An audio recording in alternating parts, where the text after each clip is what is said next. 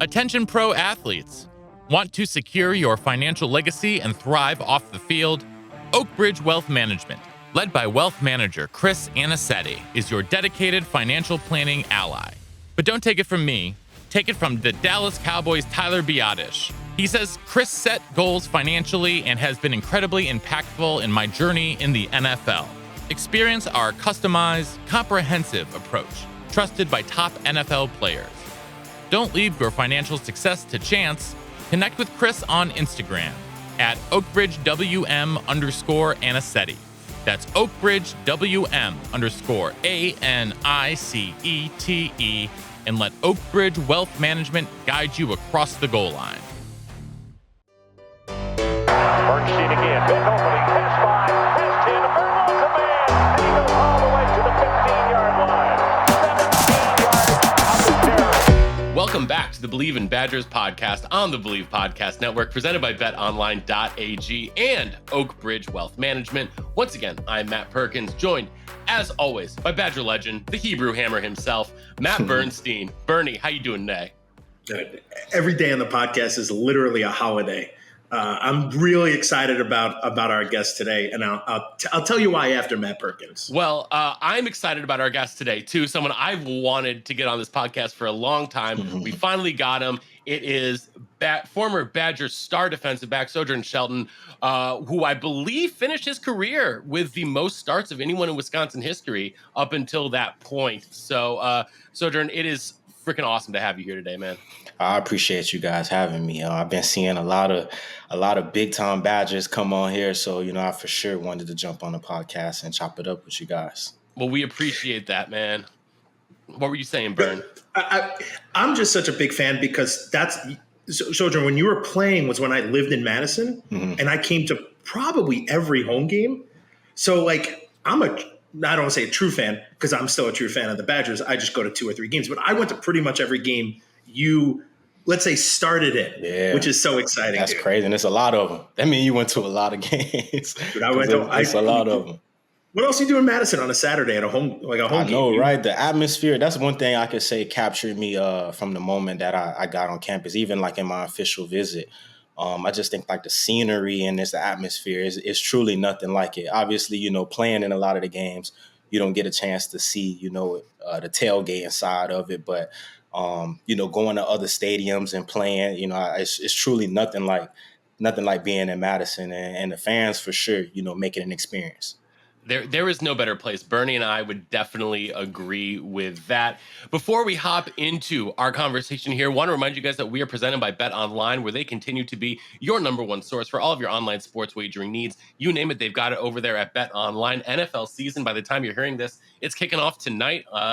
It is college football. Week 1 is already in the books. No matter what your sport is, though, they've got it over there at betonline.ag. Head on over to the website or use your mobile device to sign up today and receive a 50% welcome bonus on your first deposit with our promo code BELIEVE. That's BLEAV.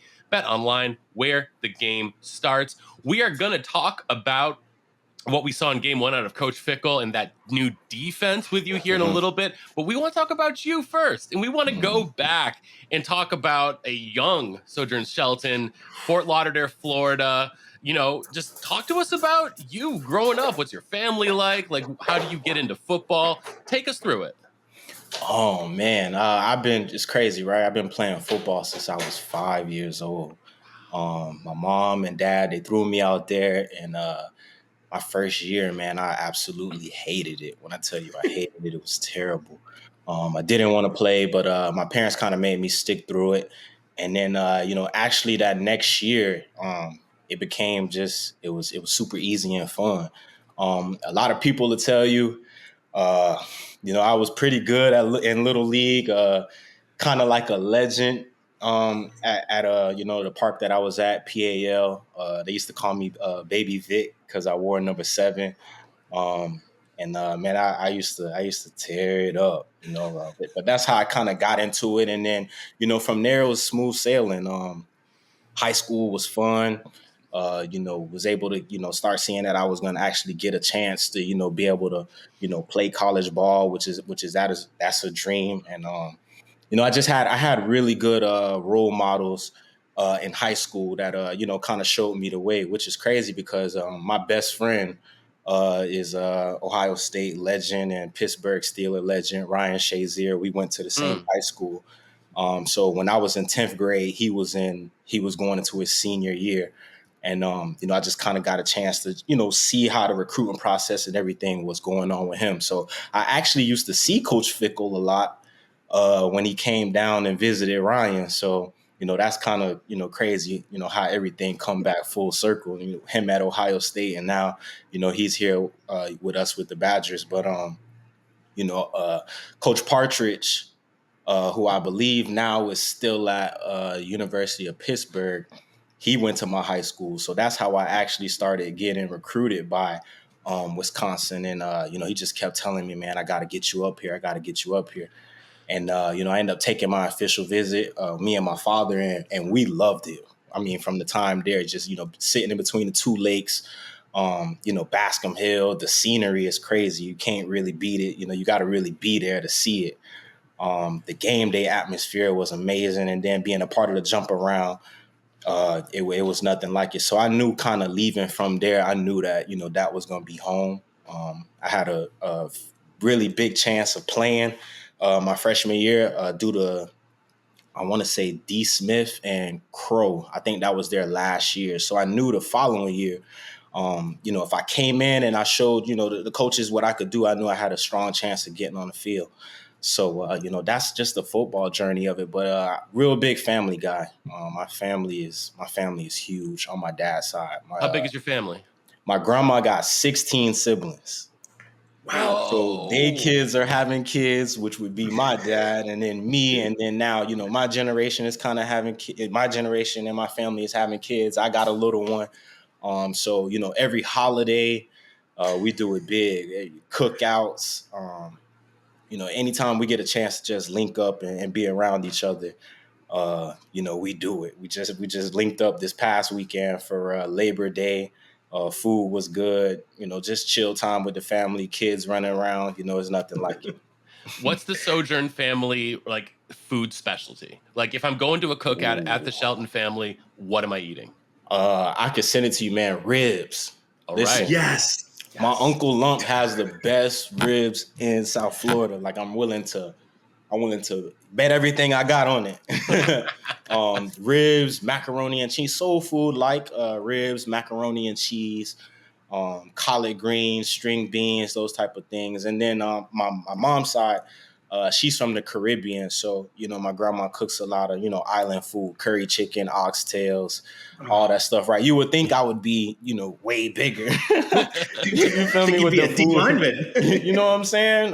But, yeah, that's not the case at all. But yeah, we definitely throw down as a family for sure. Oh man, a huge rib fan, by the way. Yeah. So I'm gonna send you a picture of the ribs. Please after do. this. You gotta see them, man. He got like a little a apple cinnamon glaze. I don't know. It's when I tell you it's perfection, it's perfection. I'd be happy at the cookout. For sure. You guys are welcome anytime. Anytime you're in South Florida. All right, Bern, let's get on the next flight to Fort Come on Lauderdale. through. We got you for sure. We got you. So football in Florida is important. There are a lot of states that it's kind of not important. New York, it's up and down. Where I'm from, Matt Perkins in New Hampshire, it's up and down. Right. What's it like to play football in a state like Florida? How important is it? Like, to me, it's like a whole different world. What's it like to you? Yeah, it's everything, man.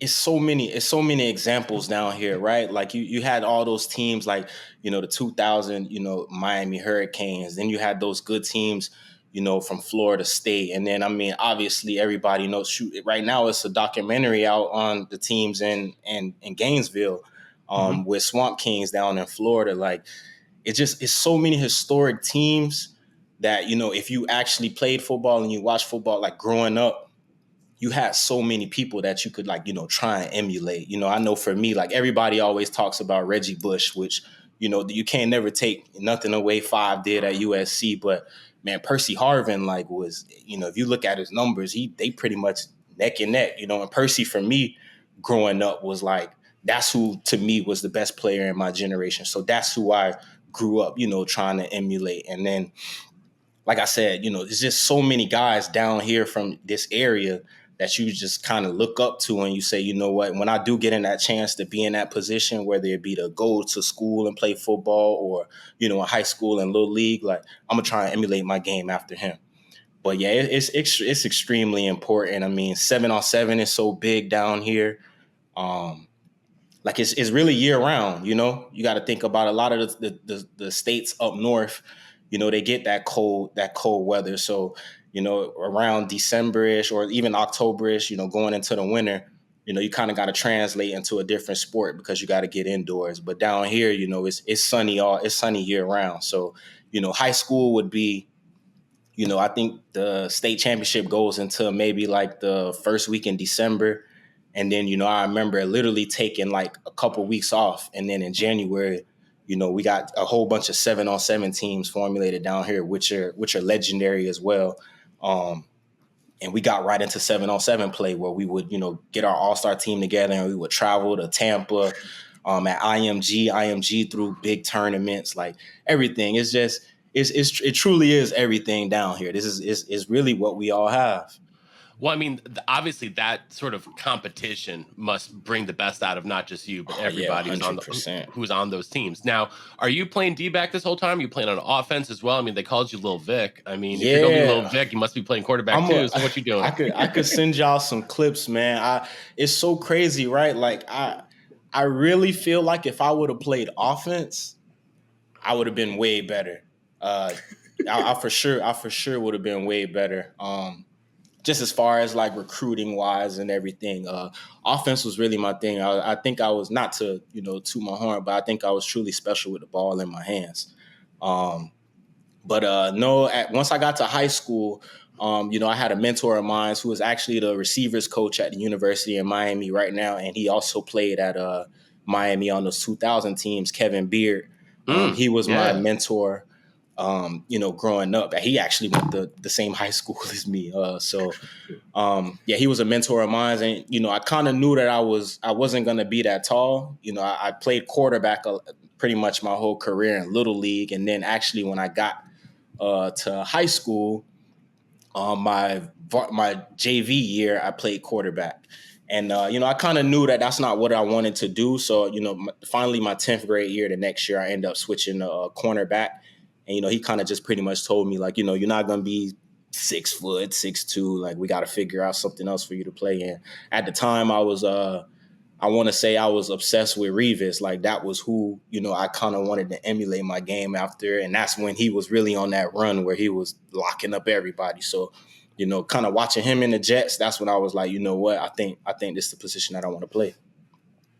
With that's so, I mean, you're bringing back all these fun names for me because I'm so old at this point. So to go back to like when you it's so cool that you mentioned Fickell comes to your high school. I'm sure a lot of teams were coming through your high school, looking at you, looking at your teammates. What's that like? Like, what is the like, dude, hold on. I'm looking through this. I'm just looking through this, glancing through it. Just kids while you were there who, you would have overlapped with. We got kids who went to Connecticut, Cincinnati, Ohio State, Stony Brook, NC State, South Carolina, Mississippi State. Like, every school is coming through there. That must be wild. Yeah, I mean, bro, like it truly was something new. Just as far as like coaches, it was new coaches when I mean every day. And I mean, you got to think about it too. Like at the time, we had another player who he went to the NFL. His name was Jeremy Cash. Jeremy Cash went to Ohio State originally, and then he ended up going to Duke. And he played a couple years in the league as well. But him and Ryan were so highly recruited that it's no telling who was going to walk through that door. Any given day. I mean, you had Les Miles, who was at LSU. He was coming through. I want to say obviously Urban came through. And at the time, Urban wasn't even at Ohio State yet. He was still at Florida. So Urban came through. Of course, Nick Saban came through. Like, you've seen so many coaches that it was like, man, this is what it's going to feel like, when I get, of age and I can be in that position as those guys. Well, so you mentioned it was Coach Partridge who was the one who came down. Now we've had a bunch of Florida guys on the show, and everyone talks about Coach Partridge. So talk about your relationship, how you got to know Coach Partridge, and sort of how y'all built that, the trust and respect that eventually made you want to commit to UW. Yeah, Coach P, man. Everybody knows Coach P. Coach P is a solid dude, right? Kind of you could tell a no nonsense type coach. He gonna be straight up with you. And I think when you are into that transition of trying to pick a school, that's all you can ask for is the word realness. You get what I'm saying? And he was straight up with me. And just kind of the background and the history of him coming to the same high school as me. KB knew him, which was my mentor, and he told me this is somebody that's gonna be real with you. He gonna call a spade a spade. And, I think that was, like you said, with him telling me, man, he just kept raving about, how good of a place Wisconsin was and the culture that they had there. And, once I got up there and I got to see it for myself, I kind of put two and two, everything that he was saying and that he was pitching towards me, it was true. So, yeah, a shout out to Coach P, forever, thankful and grateful for him. I haven't talked to him in a while, obviously, just because of coaching changes and everybody moves around. In the college business. But yeah, Coach P, if you see this, man, shout out to you. I appreciate you for sure. So what, I have to assume Miami, Florida State, these schools are recruiting you heavy. Mm-hmm. Is there like coming out of high school, is there something that people are like, why you should pick these schools? Like these are home, you're in your state. Yeah. Or is it not like that? So people don't know, I actually was committed to Florida State for I want to say a year, 2 years. I committed there in my 10th grade year. Florida State was my first offer. Committed there in my 10th grade year. They had pretty good first offer. Was Coach Bowden still there, or was Coach Fisher there at that point? Coach Fisher was. Okay. Coach Fisher was. Coach Stoops was their D coordinator, who ended up leaving and taking the job at Kentucky. Yep, end up leaving, taking a job at Kentucky, where he is right now. And that kind of is what really switched up, my recruiting process. So my 10th grade year when I committed there, they had a corner there named Greg Reed who was really good. He was from Georgia, but he was my size, smaller dude, 5'9", 5'8", not big at all. And they kind of was just telling me that's how they were kind of going to use me. So, that's where I could see my vision of, okay, if I went there, this is who, I would be like. But then Coach Stoops ended up leaving and taking a job. And, when coaching changes happen, a lot of things shift in recruiting. So, I ended up deciding to decommit from Florida State and kind of open up my recruitment. And I had Miami passed up on me, which we ain't gonna get into, which is crazy because they're lost for sure. Because I probably would have ended up staying down here at the 305 just because I would have wanted to be close to my mom. But they end up passing on me and kind of just end up breaking it down between South Carolina and Tennessee. And then at that point, it was kind of whoever was going to be able to take me in early. Which I ended up coming to, Madison in January, which really worked out for me, which I got from Ryan because Ryan went to Ohio State early. So I have a lot of friends who came from Texas, Florida, California in December, January, February. Mm-hmm. What's it, dude? Why are you coming in January? Man, I'm trying to play. You showed up to come to school. Yeah, I was enrolled. Early enrollment. I was in class when they went back for winter. After the bowl game, I was in class that semester. I'm trying to. I was thinking your recruiting trip. Oh no. Oh God. Okay. I'm like, man, you guys. One of my friend Rob Brooks from Texas never saw snow. He got so delayed they couldn't pick him up, so he got dropped off at the Union in a snowstorm and didn't even have a jacket. Bro, I didn't have a jacket either. I didn't have a jacket either. I truly didn't know. I had a thin windbreaker. It was bad. And I remember Coach A and everybody man, you got to get you something ASAP. So, yep, I went and bought my first North Face jacket, which I didn't know those things are not cheap at all. Oh my God. Oh my goodness, right? So, yeah, that was an experience and a shock for sure, especially coming from Florida and December, which I mean, here is still nice weather, right? It's not too hot, but from 80-degree weather to -14 was I crazy. like how 80's not too hot for you. Oh yeah, nah, 80. I love it. Good for you. 80 perfect. So you're part of that 2013 class, which you are now the fifth player from the 2013 class we've had on the show. Okay. And so we've had you, we've had Tanner, we've had who else have we had? We've had Rob, Cheekway, Garrett Dooley. Okay, yep. And you guys are part of a really interesting group, right? Because you are recruited by Coach B's staff. Yeah. But then you come in and it's Coach Anderson. And so especially you as an early enrollee, like, I mean, that transition has happened within the last couple weeks, right there. Yeah. So sort of walk us through how you found out that Coach B was leaving for Arkansas and Coach Anderson was going to come in. And then did you get cold feet at all? Sort of like, what was that like for you? So I actually, it's so crazy, man. Around that time is when Twitter was really starting to boom. Like everybody, you would see somebody get like a breaking news tweet. And, I remember seeing like a breaking news tweet that, Coach B was leaving to head to Arkansas. So it kind of was crazy to me because at that point I really didn't know what was going on. Cause like I said, I'm supposed to be coming to Madison in like 3 weeks, like 2-3 weeks. I'm supposed to be coming up here. Man, it just, I at that time, I could tell you I was telling my mom, I was like, I don't know, what's going to happen. But Coach Anderson, Coach Bush, they end up, calling and you kind of just reassuring, everything was going to be cool. Coach Bush actually came down to South Florida, had dinner with the fam. And, at that point, it wasn't no cold feet or anything. It just knew, like, he told me, like, his exact words was, when you get up here, be ready to work. And it's kind of it's a funny story because literally my first workout there, it was bad, man. When I tell you they tried to kill us and, I threw up. I promised myself I would never eat again before a workout. And, here it is, you got a kid from Florida, right? We run all day, as far as conditioning drills, like even now, I could run for forever. You get what I'm saying? So I knew that wasn't going to be an issue. But when I tell you they got it out me.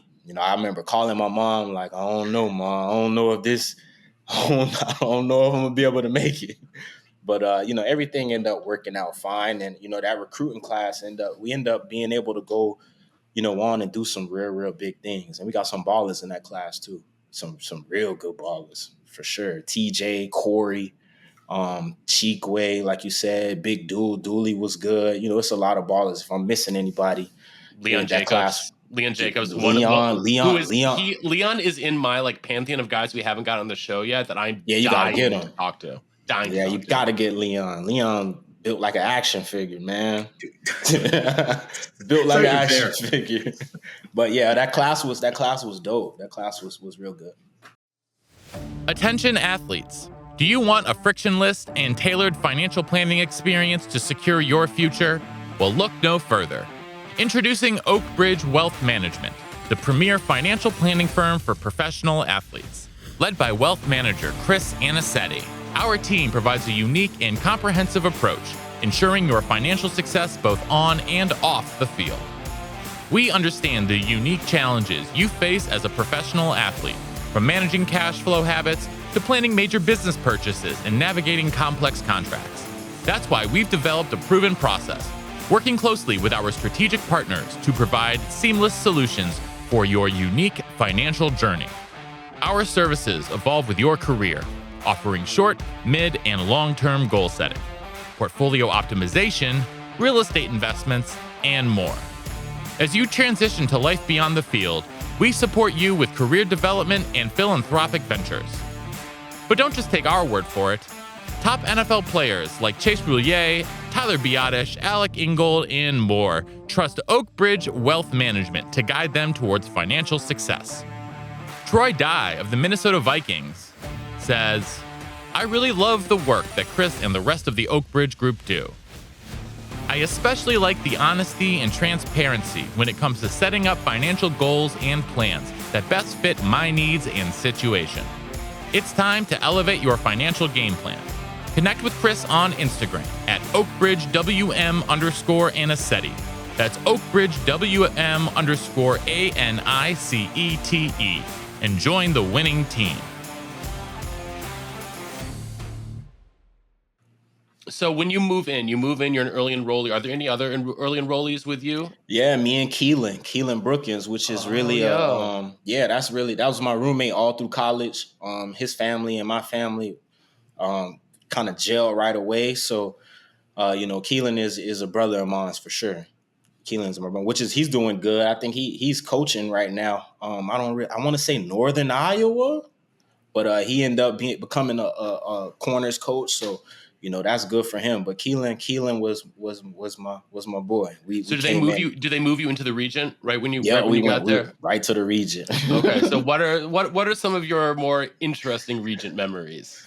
I thought it would have been a weird place. It's a weird place. Yeah, it is. It is. I thought it would have been nicer, but I'm a simple guy, right? Like, I'm super simple. It was right across the street from the stadium, which is convenient for me. Anybody that know me in college know, like, I wasn't really the going out type. You would see me here and there, but 9 times out of 10, I was in the dorm room or my apartment playing my video game with friends back home. So yeah, it was cool, simple. It was enough, but like I said, it was close to the stadium, so that was convenient for me. That's all I cared about, making them 6 a.m. workouts, not being late. So what makes, because there's a new trend, I guess, since I played 22 years ago, of people showing up, of athletes showing up early now, and there's more and more and more happening almost every class. What was the thought process of you doing that? Is it that I could start this year or next year? Yeah. Or is it something else that you're like, I just want to get to campus? Well, really, my 10th grade year, like I said, it kind of was a year. I'm a very observant person, right? So I was really watching the steps of, the big dogs that was in front of me, and that was Ryan and Jeremy, and they actually both left in January to go to Ohio State. So just seeing the transition of how everything played out for Ryan, right? Like he goes to Ohio State, then seeing him play in the spring game, right? And then seeing the year that he had his freshman year. So I knew, like, when I got to that point, I wanted to do that, right? I wanted to put myself in, whatever situation, the best situation I could to, get on campus early, try to get acclimated to the speed of the game, get into the weight program with, the strength and conditioning coach, and just get ready to contribute. That's all I wanted to do is play and contribute. And, for the big dogs on the team, like the Borlands, when I was a freshman, Chris Borland, which is probably him and Melvin, probably the best, football players that I've been around at Wisconsin. But for, Borland, Bo Allen, Dad Southward, I wanted those guys to, be able to trust me and, say, like, I know he's a freshman, but, hey, Sojourn can handle his own. And, that's what I was able to do. So were those like the guys that like took you under their wing? Was there anyone in that like defensive back room who was like, hey, let me show you the ropes? Man, it was so many people that took me under my wing once I got to Wisconsin, even just outside of the defensive back room. Obviously, all the guys from Florida, James, Hugs, who was there at the time, DG, Devin Gaulden, who was there at the time. It was so many, but, just a lot of people I kind of gravitated towards, once I got there. Obviously, James, Melvin, Austin Traylor, those guys I really considered, my big brothers once I got there. Made sure I was, trying to do the right thing, staying out of trouble, all those little things that a lot of, freshmen can run into once you get on campus, especially when you get in there early and it's not a chance to get acclimated, right? Like, that summer class, you got a chance to, kind of feel a lot of things out. But when I got there, it wasn't trying to, see how they was, you jumping into, tough classes right away and you got to hold your own. So a lot of people looked out for me. Yeah, it's so many to name that I don't want to miss out on anyone. PJ Penyeljean, who ended up, I think he's coaching or doing some scouting in the league. Like, a lot of people looked out for me. What's it like to? First off, I'm like fascinated by this coming in January thing. I just think it's so cool because Yeah, it just opens a lot of different doors. But the mindset of just like a 18-year-old, 17, 18-year-old to show up on campus and literally go to school to me right. it's hard to understand because when I showed up in the fall, you have camp and Yeah. you learn who these people are, and then they drive you around the campus. When you showed up, did they like take you to be like, this is this building, like here are your Oh classes? no, no, it wasn't none of that. It wasn't none of that. Yeah, I had to figure it out, man. And at that time, obviously, with cell phones and stuff now, you can kind of with Sure. GPS, you can kind of figure out where things are a lot more easier. But nah, it wasn't no driving around and saying, hey, well, this is where your first class will be on Mondays and Wednesdays, and then Showing up to some random Tuesdays. buildings. Nah, it's just showing up and hoping that this is the right class, right? That's what I did. I literally would Yeah. walk in a building and be like, this could be it. Go to whatever floor and classroom, and you just literally were looking at it like, no, this is not this class. I have no idea where this building is. A lot of first day missed classes. I'm not going to lie. Sorry, mom and dad. Ooh, yeah. But you just didn't know where they were. And you got to think, man, we had class, like, freshmen, making sure class checkers, and, they weren't playing with us. You hoping that you had the right class, but you're not at the right class. Now you got to miss. And that you got your coaches asking where you at, and it's like, man, y'all got to bear with me. Like, I'm trying to figure out where I'm going. So what's it like, getting into the weight room, being in the locker room? I mean, you're basically a high schooler. Mm-hmm. Walk us through like that transition into getting physically ready, mentally ready. Are you meeting with the coaches? Like, what's the spring season like? At that point, man, I just was trying, like, I just playing the freshman role, just being quiet and minding my business, man. Just making sure I do what I'm told to do. I came in as an itty bitty freshman, so I knew I had to get stronger. I knew I had to, get stronger and get bigger. And obviously, the weight room was going to play a big factor in that. But I think, like you said, just how South Florida is, I kind of, as far as a mentality wise, anybody will tell you, I've always been confident, right? Like I always knew, like, okay, if I do what I know I'm capable of doing, I could play with these guys, right? And there's so many people from South Florida that was on the team that I kind of knew growing up, or I seen or I heard about, just because of rivals and all the scouting departments for high school to college. So I kind of had I could compare and say, okay, well, Hugs went to my rival high school. Like, okay, Hugs here. Well, I know I can play. DG's here. Okay, I know James went to St. Thomas. We played St. Thomas in high school. I know I could fare up against those guys. So mentality wise, I think I was already there. I just had to start getting the looks, right, getting the chest acclimated to the speed of the game. So when did that happen? Was that spring practice? Yeah, when did that happen? Getting acclimated to the speed? I wouldn't. I think it really slowed down going into camp. Spring was tough, man. I had to check Aberdaris, which a lot of people. Jared was We had Jared on the podcast last week. Yeah. Oh, you guys did? Yeah. Man, Jared was a monster. When Yep. I tell you a monster. Jared was a monster. So, I had to check Abby. All the tight ends we had were monsters. So I think I didn't. The game didn't really truly slow down until that summer.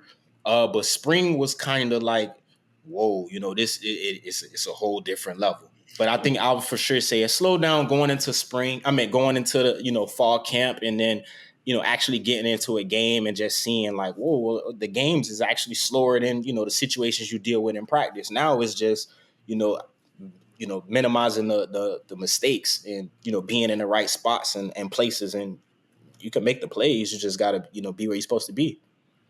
So you're at camp, which is grueling. Oh man, beyond. Share some experiences about camp with us. Camp hot, man. Extremely hot. And I think we still had 2-a-days at that point. So like trying to just figure all that out, not getting much sleep, being at the facility all day. Camp is grueling. And then also, being, a freshman, and I could kind of start to see at that point, like, okay, I got a chance of actually being able to contribute this year. So, trying to get myself mentally prepared and, put that on my shoulders, like, hey, I truly need to be coming with it every single day because every rep that I get count.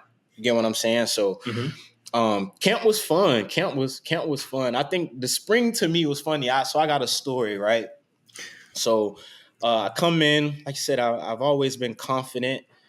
So we have our first scrimmage, and I'll never forget. We're going towards not the student section, so the opposite side by the field house, right? So we're going towards the field house. I think our offense is maybe like on the 20, so they're going into the red zone. So I'm on the right side of the field, the offense left, and I'm on. So our offense is on that sideline that I'm on. We're having a scrimmage, and I'm on the nub side, so it's a tight end. There's no receiver, and they run the ball. So they give the ball to James, and James he's supposed to be going to the opposite side, but he cuts back, and it's literally a hole like this big, and it's me and him. So in my head, I'm like, dang, man, he gonna run me over. And he didn't run me over, which is where he got the name Sweet Feet from. So James hit the quickest, I don't want to say it's a 2-step move, a 3-step move. I don't know what it was, but I knew the first move he made, I'm like, I'm not going for it. So it was the second move, I dove, and then he made another cut, and it was bad, man. I fell. Everybody on the sideline just screaming like, man, it's not high school no more. Like, when I tell you my confidence was shot from that point, like it was bad. Like everybody on the defense had to tell me like, man, it happens. Like it's okay. But that was funny. I would say that's my welcome to college football. Welcome to college football. I mean, sure, goes on to like win Super Bowls and almost the MVP of the Super Bowl. Right. Should have won the MVP. It's okay to get for sure. They bucked them. Okay. They bucked them, man. They bucked them. So what's it also? It must have been the transition must have been real tough because in camp, you're going into camp with all this kind of experience, and then your class comes who are kind of brand new. So where do you fit in that? Like, are you a freshman? Like we call you guys freshmen? Yeah, freshman. Yeah. But like you're like a freshman plus. Like, are you part of the team? Are you still part of the class? Because when I came in with my class, it was you were part of that class first, right, before you kind of became part of the team. Mm-hmm. So it must have been an interesting transition for you because you're like almost playing. You're in both areas. Because it's like you and Keelan have been part of the team for 6 months already, but then the rest of the class comes in. Yeah, we still had to do everything that the freshmen had to do. So like I was upset that they made us do like freshman orientation again, which is long as heck. I'm like, it's so boring. Been here already, but everybody was a part of the class, and I can say everybody in my class was pretty cool, man. Rob Real White was in that class, and that's still one of my best friends to this day. Corey was in that class. I mean, it was so many good players in that class that, we all pretty much gelled and, everything was smooth sailing. And you had a lot of freshmen that contributed that year too. Corey contributed a lot. I did, Rob played a little bit. It's a lot of guys that played in that, in that class. And so when did you find out that you were going to be starting week 1? I found that out from my mom, which is crazy. I did not know. They didn't tell me. They didn't tell me anything. I remember Friday. I didn't have class my freshman year Friday, I don't think. So, I remember getting a text from my mom, like, they just released the depth chart and your name is in the starting spot. And I was like, she's excited. My mom is truly like my number one fan. She gonna cheer every minute. So, she's blowing my phone up trying to figure out what's going on. I'm like, Mom, slow down. Like, I ain't getting no word from nobody. Anything is going on. Just let me figure it out, and then I'll let you know. So I end up finding out later that night at the N-Towner at the team hotel, and that was pretty cool. That's the night before the game? Yeah, the night before the game. I promise you. That's when I heard it from Coach Strick. Like, man, we're gonna let you spin first. I'm like, oh, like, when did that come about? Now I'm like, man, I gotta get out there and play. So obviously, being a little nervous. I mean, that's your first time playing in front of 80,000 plus fans. Yeah, that was an experience for sure. But yep, Friday night before the game. So what was it like running out there for the first time, seeing the fans? I mean, you're literally, I redshirted. So like running out there was cool to see the fans. I didn't really do anything else. You're not in that situation. You're in that Not game. at all, man. You're on the field. On the a field. lot. What is it like running out, seeing everything, and then literally playing? Yeah, you guys know it's an adrenaline rush. Like I don't even know what I could say that could maybe being on a roller coaster and dropping down in the beginning. Like I truly don't know what you can kind of put against it, especially when playing in front of so many fans and it being so loud. Like obviously being in the stands, like on official visits and whatnot, you kind of hear like, okay, this is what a crowd sounds like, but it's totally different when you're out there and everything counts, but it's everything I dreamed of. So my first experience was amazing, and I ended up catching an interception my first game playing, so it was a lot going on that first game. I think about it a lot, but it for sure was cool. For sure. I mean, you were covering a future NFL player in Tajay Sharp in that first game too on UMass. Wow. Yeah, man. Like that was Tajay Sharp. Yeah. Oh. Yeah. Dang, I didn't see it. So we play so many people that obviously. I mean, Tajay Sharp was because it was UMass. Mm-hmm. Tajay Sharp, he ended up being a really good receiver in the league. I want to say he played for, because I'm a Falcon fan. James, you ain't have to do that to us, man. But I want to say I think he had some time in Atlanta. So I now that you say that, I really didn't think about that. But yeah, Tajay Sharp, yeah, he was on the Falcons a couple years ago. So, so you get there. I mean, you star as a freshman year. I mean, like for those of you listening who don't understand, like there have been 4 true freshmen who have started the opening game in the past 15 years. It's Travis Frederick, it's Monster. Nick Herbig. It's Rafael Gaglianone as a kicker, and it's you. Like there are 4, and so like that's a crazy list. And that's a crazy list. Yeah, those 3 people you named are big dogs, dogs in Wisconsin history. So that's pretty cool. That's pretty cool. And the previous guys were all cornerbacks when I played. Yeah. Scott Starks, Brett Bell, Scott Starks, Jimmy Leonard, Jimmy. I mean, you're in a special class of great defensive backs. Jimmy, the man. It's. I mean, so for me, like obviously Scott Starks was a little bit before my time, but once I got up there, I started to know about the things that he was able to do at Wisconsin, which he created a lot of turnovers, right? Obviously, Coach Leonard, and then being able to be coached by him. Man, I could talk about Coach Leonard. We'll talk about Coach Leonard then. What was it like to work under that guy? Man, when I tell you, made the game so much simpler and smoother, and just understand, like that truly is probably the smartest defensive mind or like player mind that I've truly been around. And it's crazy because when you talk to him and you're actually out there and everything, you can start to see it. Like this is what he was talking about. Coach Leonard said they were going to do this, and they did X, Y, and Z to a T that everything he said. And it's just kind of like, man, how do you have that much, knowledge to be able to pretty much call out these teams' plays and what we should do? And my senior year, he brought to me the phrase, just being consistently close. That's all he used to say, Sojourn, just be consistently close and you'll make the plays. Be on their hip. And now it's just up to you to, do what you've been doing, which is, get your hands on the ball. So, Coach Leonard slowed the game down so much, and truly was it was truly good and fun to have him my senior year. I wish I could have had him, some years before that. No knock to Coach Strick. Coach Strick was a great coach. Coach Jones ended up coaching in the NFL. He was a great coach.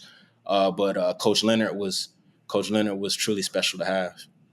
Well, that's why he did 10 years in the league, and what's his name took him everywhere. Yeah, he just knew what was going on. He knew He played with Revis Cromartie. And Cromartie. Yeah, he used to show us highlights.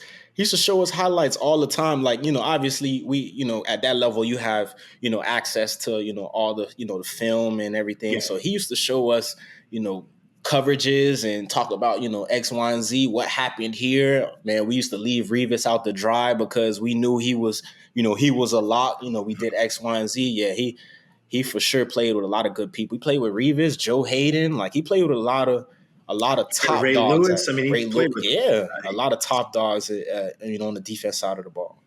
And to go 10 years in the league is extremely special. I didn't go 10 seconds in the league. So anybody who's done a year in the league will tell you, like, it's truly a blessing, right? So for him to do 10, like, it don't get no better than that, man, at all.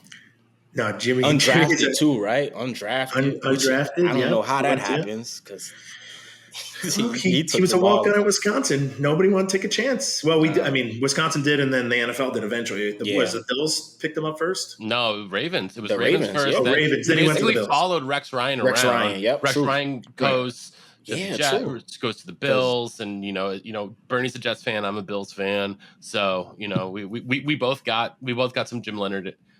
Some Rex Ryan in our lives as well. Yeah. So just as you are, because I want to, we've got about 14 minutes left here. I know before Bernie has to crush his fantasy draft. And so what I want to talk about the current team, what we saw to this first weekend here in a minute, but I want to talk about sort of your career and your progression. What do you think was from, you start that UMass game in your freshman year, and then by the time you've wrapped up your senior year, 53 starts later, 55 starts later, whatever it is, how do you think you grew the most as both a player and a person? Wow, as a player, you just gotta, you're going to see that it's a lot of ups and downs, right? Like, it truly is. It's for sure a roller coaster, right? You can't never get too high. And that's something I live by, just being even keel. Like, you can't get too high, you can't get too low. Because even when you have, the best moments, it's going to be some bumpy roads, throughout your career. So, that's what I would kind of say my progression was, just always trying to stay level-headed and just have fun, right? Like, obviously, we're playing college football, and it's extremely important, right? Like, people's jobs are on the line, you playing, being a starter in X, Y, and Z, how you produce is on the line. But, you just got to enjoy it, right? Because it's not forever, whether you play after college football and you play 10 years in the league, or if college football is the final ride, right? Like, it doesn't last that long. So, I just would think, my progression as far as a player would just be just a roller coaster, but making sure, I was happy, and, I truly was happy with, how things fared out at my career at Wisconsin. And as a person, I've always been laid back and chill, man. And that's just how I am even to this day, right? Just want to make sure, my family is good. Now that I got a little one, want to make sure she's good. And I think just the things that I've gone through in college as far as growing as a person has prepared and shaped me into the person that I am today. And, I'm forever thankful for my time at Wisconsin. It was truly nothing better. I hope you take pride in that you started every single game that you played in. Yeah. I mean, to me, that's super special. I mean, you were healthy. Maybe there's some luck, but like, dude, sorry to cut you up, but like, dudes are coming in. They're recruiting dudes to literally take your spot. Like, every single. And you talked about the business, but that's the business. They're like, who's next? Who can be better than Sojourn if there is anybody? Right. And you held that spot 4 years in a row. Like, dude, that to me is extreme. It's like a different level. Yeah.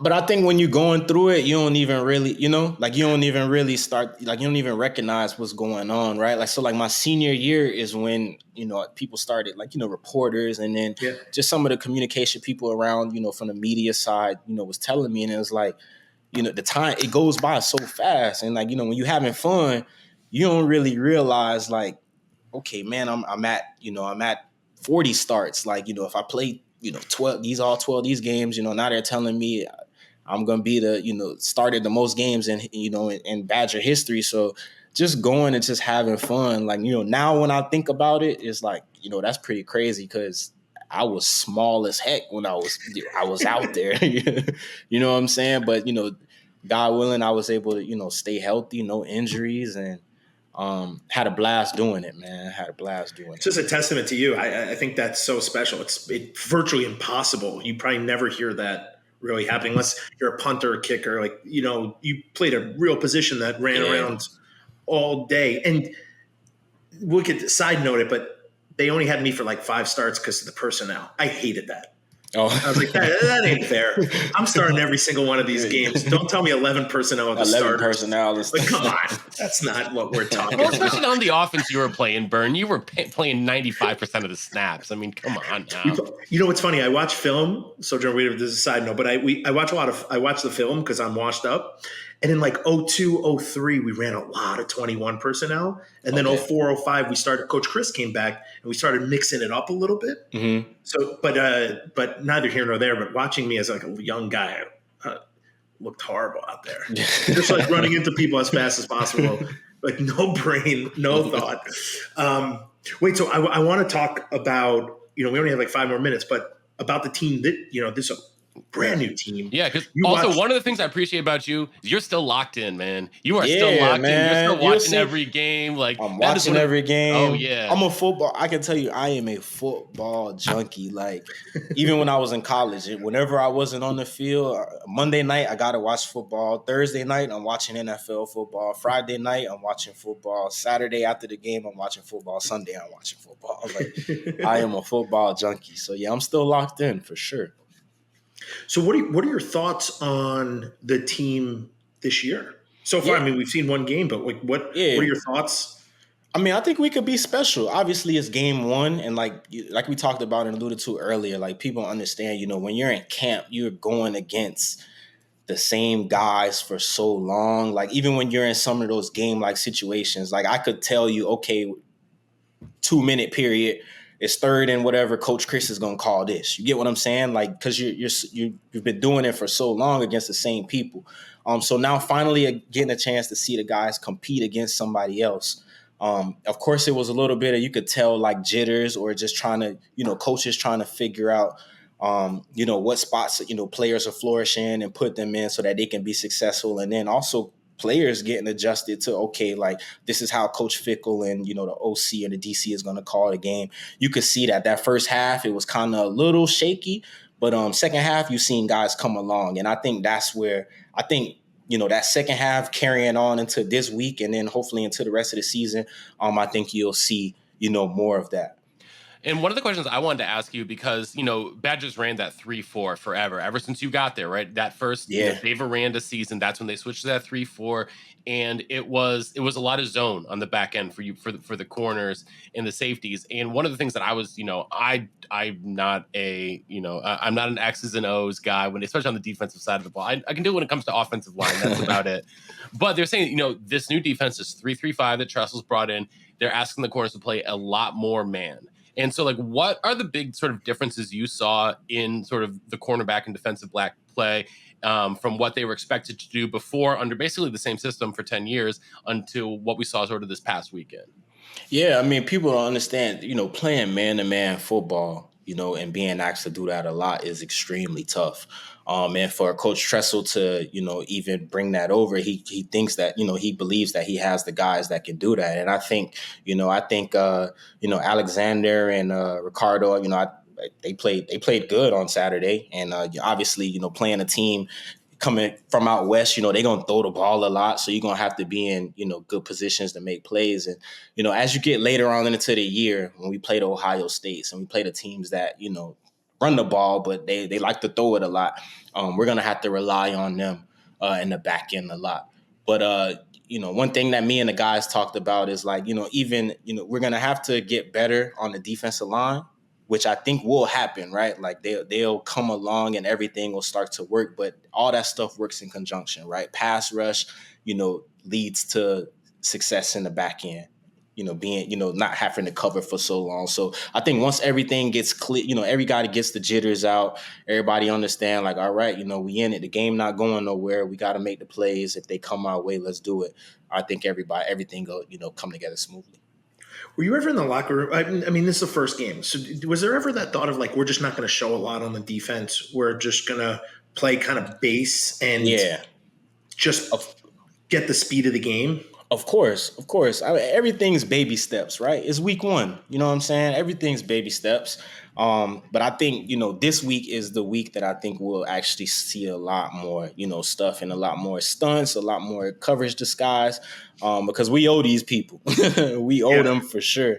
And last year was a winnable game. I mean, we turned the ball over a lot, but we was also able to create some turnovers. So, we're gonna have to bring out everything this week, and it should be a good game. I'm excited.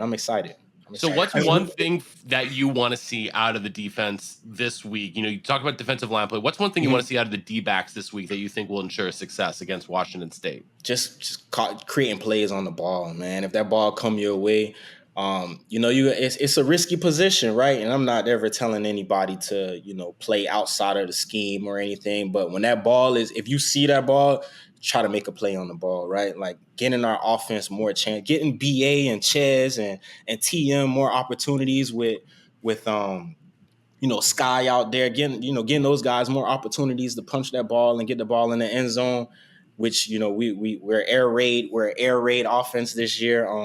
That's what it's all about. The more opportunities we can get TM and the O to get the ball in the end zone, I think we'll be good, in the back end. Sojourn, you're the man, dude. Thanks for coming out. No, for sure. I appreciate y'all for having me on. Hey, listen, we might have to get you on a defensive once a week. Come on here. And talk for sure. I'm open for it. Listen, if you're open to that, I think we would love to have you. That would be killer. I talk offense. I don't talk anything about the team. but I tell people all the time, like, it's truly a chess match, right? Like, and you guys know, like, obviously at this level and even the next, like all the players, we're all good. We all can, make the plays now.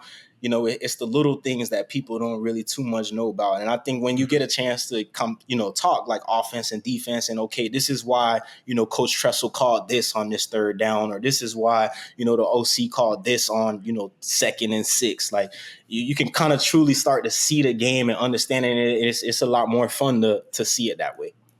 Yeah, I agree with you. I'm excited. I think both sides of the ball have a lot. They look potential. Good, and they have a lot of potential. Yeah. I mean, and then, my thing is having guys now on the outside that can truly make plays in the passing game. Like, obviously, I'm sure Sky would love to have that deep post back, right, that hit him right in the hands. And he's going to have a million more opportunities to make those kind of plays. But, being able to spread defenses out. And now I feel like that create better, opportunities for BA and Ches. And I mean, we seen that on Saturday. I mean, I want to say BA ran for I know both of them ran for over 100 and they both scored. Yeah. 142 for 140, BA, 157 for Ches.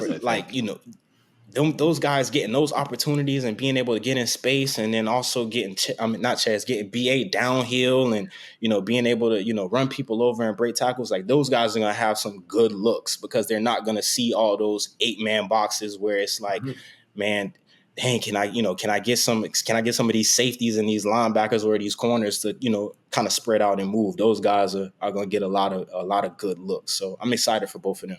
Yeah, man, it was 6-man boxes all day, and it was a delight to see. You see what I'm saying? You see what happens when you get them 6-man boxes? I know. Bernie wishes he played against 6-man boxes. You never saw anything like that. When I was in the game. No, not with the 22 personnel you guys were running the whole time. All right. Well, we got to wrap it up here today. Sojourn, be careful because we're going to take you back up on having you back on. Sure, man. Just hit me. Y'all know. Oh. Well, we know how to do that. We really we cannot thank you enough for taking some time out of your busy schedule to hang with us here today.